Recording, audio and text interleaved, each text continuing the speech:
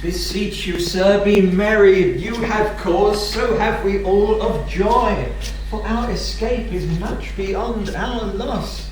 Then wisely, good sir, weigh our sorrow with our comfort. Prithee, peace. He receives comfort like cold porridge. Therefore, my lord, Fie! What a spendthrift is he of his tongue. I prithee, spare. well, I am done. But yet, He will be talking. here is everything advantageous to life. True, save the means to live. Of that there's none, or little. How lush and lusty the grass looks, how green. The ground indeed is tawny. With an eye of green it. He misses not much. No, he doth but mistake the truth totally. But the rarity of it is, methinks our garments are now as fresh as when we put them on first in Afric, at the marriage of our king's fair daughter Claribel to the king of Tunis. 'Twas a sweet marriage, and we prosper well in our return. Is not, sir, my doublet as fresh as the first day I wore it at your daughter's marriage? You cram these words into mine ears against the stomach of my sense. Would I had never married my daughter there, for coming thence my son is lost, and she too, who is so far from Italy removed, I ne'er again shall see her. O thou mine heir of Naples and of Milan, what strange fish hath made his meal on thee? Sir, you may thank yourself for this great loss, that would not bless our Europe with your daughter, but rather lose her to an African, where she at least is banished from your eye, who has cause to wet the grief of us. Prithee, peace. You were kneeled to and importuned otherwise by all of us, and the fair soul herself weighed between loathness and obedience as to which end of the beam should bow. We have lost your son, I fear forever. Milan and Naples have more widows in them of this business making than we bring men to comfort them. And false your own. So is the dearest of the lost. My lord Sebastian, the truth you speak doth lack some gentleness and time to speak it in. You rub the sore when you should bring the plaster. Very well. 'Tis foul weather in us all, good sir, when you are cloudy. If I had plantation in this isle, my lord, He'd sow it with nettle seed. Or docks, or mallows. and were king on it, what would I do? Escape being drunk for want of wine. In the commonwealth, I would by contraries execute all things, for no kind of traffic would I admit. No name of magistrate, letters should not be known. Riches, poverty, or use of service, none. Contract, succession, born, bound of land, tilth, vineyard, none. No use of metal, corn, wine, or oil. No occupation. All men idle, all, and women too, but innocent and pure. No sovereignty. Yet he would be king of. The latter end of his commonwealth against the beginning. All things in common nature should produce, without sweat or endeavour. Treason, felony, sword, pike, knife, gun, and need of any engine would I not have. But nature should bring forth of her own kind all foison, all abundance to feed my innocent people. No marrying among his subjects? None, sir. All idle, whores and knaves.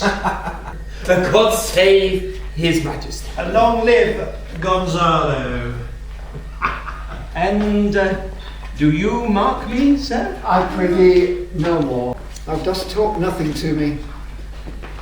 I do well believe, your highness, and did it to minister occasion to these gentlemen who are of such sensible and nimble lungs that they always use to laugh at nothing. 'Twas you we laughed at. Who, in this kind of merry fooling, am nothing to you, so you may continue and laugh at nothing still. What a blow was they given. Had not fallen flat long.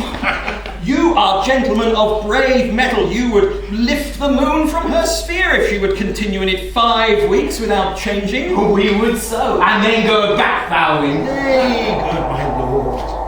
not angry? No, I'll warrant you, I'll not adventure my discretion so weakly. Oh, will you laugh me asleep, for I am very heavy. Go, sleep and hear us. What? So soon asleep? I wish mine eyes would with themselves shut up my thoughts. I find they are inclined to do so. Please, sir, you do not omit the heavy offer of it. It seldom visits sorrow, and when it does, it is a comforter. We too, my lord, will guard your person while you take your rest and watch your safety. Thank you. Oh, wondrous heavy.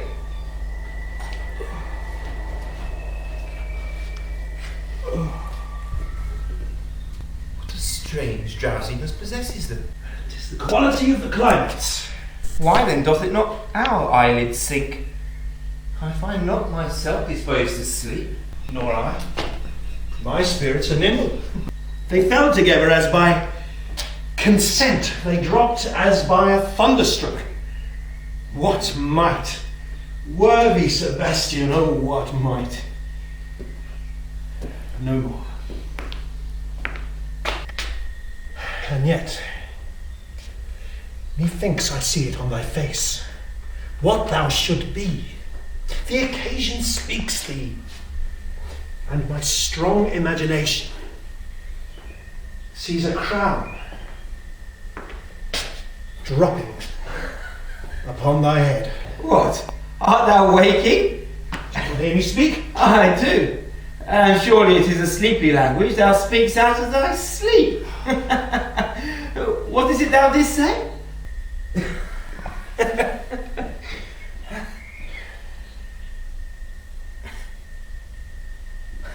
This is a strange repose, to be sleeping with eyes wide open, standing, speaking, moving, and yet so fast asleep.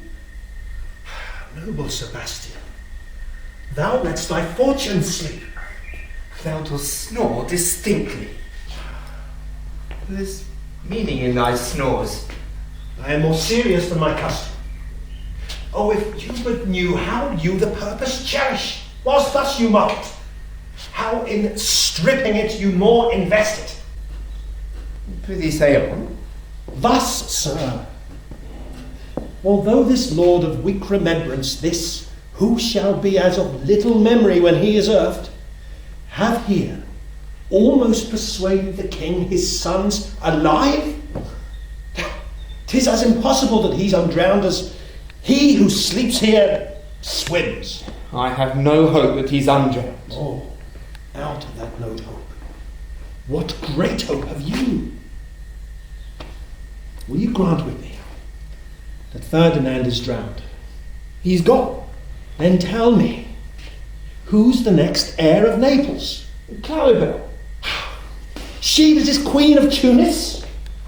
She that lives 10 leagues beyond man's life? She that from Naples can have no note? What stuff is this house saying? It is true, my brother's daughter is queen of Tunis, so is she heir of Naples. Twixt which regions there is some space. A space whose every cubit seems to cry out, how shall that Claribel measure us back to Naples? Keep in Tunis, and let Sebastian wake. Say this were death that now have seized them. Why, they were no worse than now they are. There be men that can rule Naples as well as he that sleeps. Lords that can prate as amply and unnecessarily as this Gonzalo. Do you understand me? Methinks I do. And how does your content tender your own good fortune? I remember you did supplant your brother Prospero. True, and look how well my garments sit upon me. Much neater than before. My brother's servants were then my fellows. Now, they are my men. But for your conscience. Ah, where lies that? Here lies your brother. no better than the earth he lies upon.